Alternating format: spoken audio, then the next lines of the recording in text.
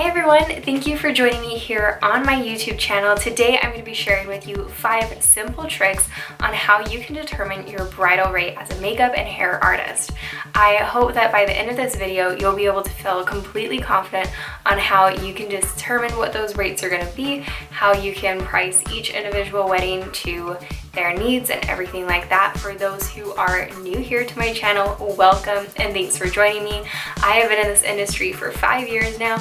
I absolutely love doing wedding hair and makeup, and I can't wait to share my tricks that I've learned along the way and helping me to be able to book 60 to 80 weddings a year in hopes that you'll be able to do the same.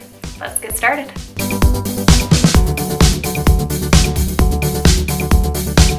Tip number 1, forget about the competition. What? Forget about the competition? Okay, write in the comments competition if you've ever heard that you should go figure out what your competition's pricing are, match them to your pricing, go either a little bit above their pricing or a little bit below. My philosophy is to forget about it. They're your competition, but it doesn't mean you have to charge or be anywhere close to their pricing.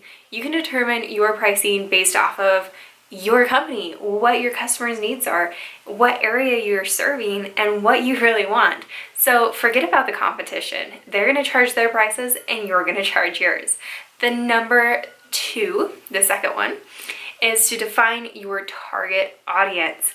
You want to figure out not just specifically of, oh, I want to do bridal makeup and that's it. I'm just going to focus on weddings. You need to be very, very specific. This is going to help you not only in pricing, but in the future as far as marketing, targeting your audience, and figuring out exactly what they want and what they need. Once you know your target audience specifically, so for example, my target audience is elopements and destination weddings. So I want to be able to target that market, and these people are coming from all over the world, out of town, and so my pricing is going to be different for them than somebody that would be in town if that was my market. And so you need to make sure you know exactly what your target audience is. Do you want to do big, huge bridal parties? Then you need to make sure you're setting your prices accordingly and make sure that you're compensated for this. I think this is something as hairdressers, as bridal makeup artists, that we short ourselves so often in this industry by saying, oh, I could charge, this much money, but people aren't going to pay that price. Well, if we really understand why we're charging that much and breaking down, okay, we're charging this because we have classes that we have to keep up on, we have education that we're paying for, we have product that we're paying for, our time, our effort in marketing, texting people, replying to their phone calls, to their emails. There's so much behind the scenes that it's not just a simple showing up to the wedding, doing the makeup, and leaving. It's showing up every single day in your business, and that's worth something as well. So make sure you take that into accountability when you're setting your prices. What is your time and your value really worth to you? Tip number 3 is very important to figure out. You need to know what your travel costs are.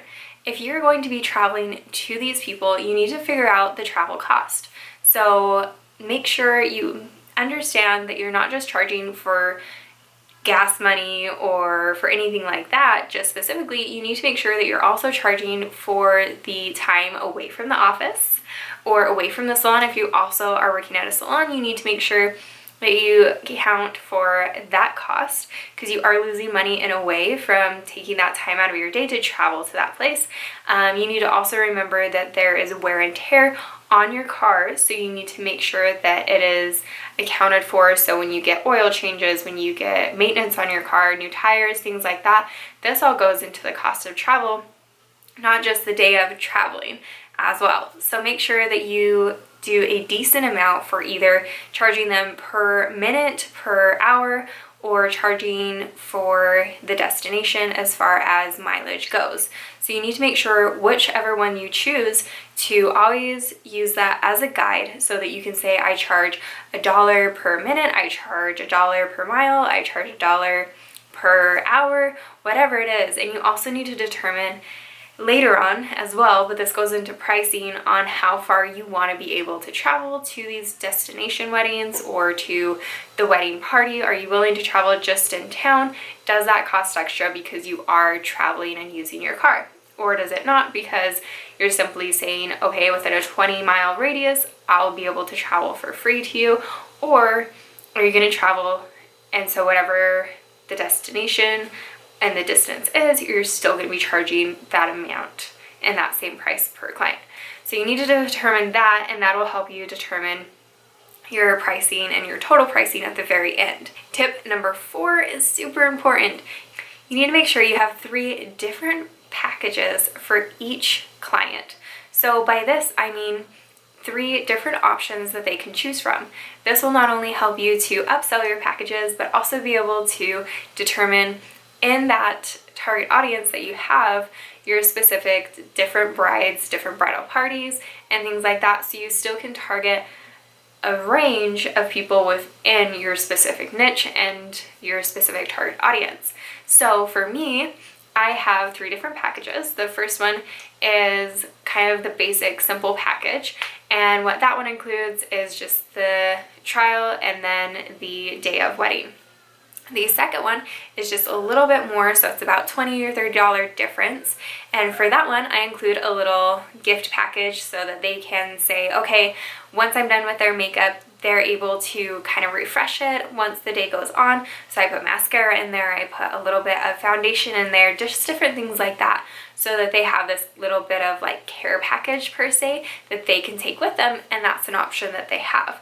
The package number 3 is my most expensive one, and the reason that this is the most expensive is because it requires the most amount of time for me on my part. This is where I not only do the trial run and the day of the wedding, but I also stay with them on the day of the wedding in case they need touch-ups right after they have their photos taken or right before they have their photos taken after the ceremony.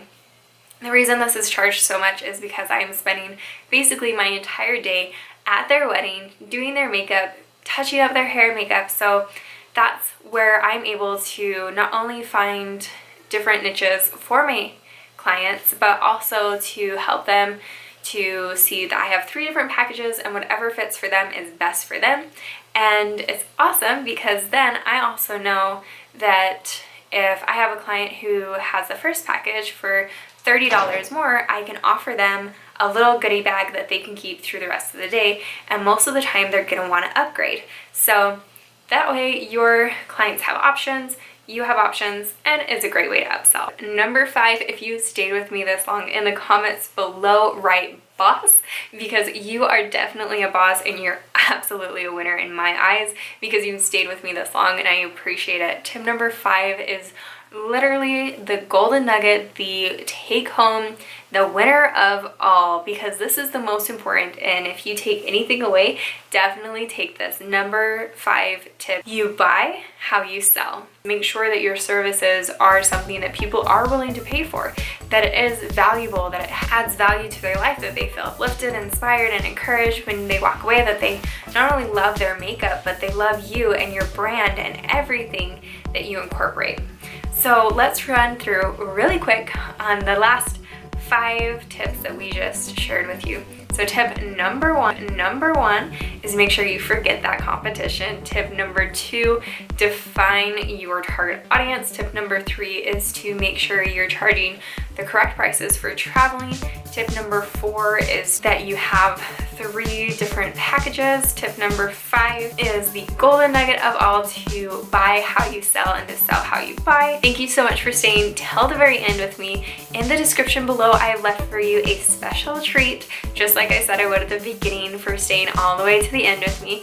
And it is a free PDF on how to get started on your business in the bridal industry. I love this industry and I can't wait to see what you get started and how you get started. Please head on over to Instagram, check me out at Desert Cactus Salon. Message me personally. I would love to know what your prices decided to be. If you still need a little bit more help and guidance on what to do for your prices, how to choose your pricing, anything like that, please message me over on Instagram. I love to help you, or comment below with those questions as well.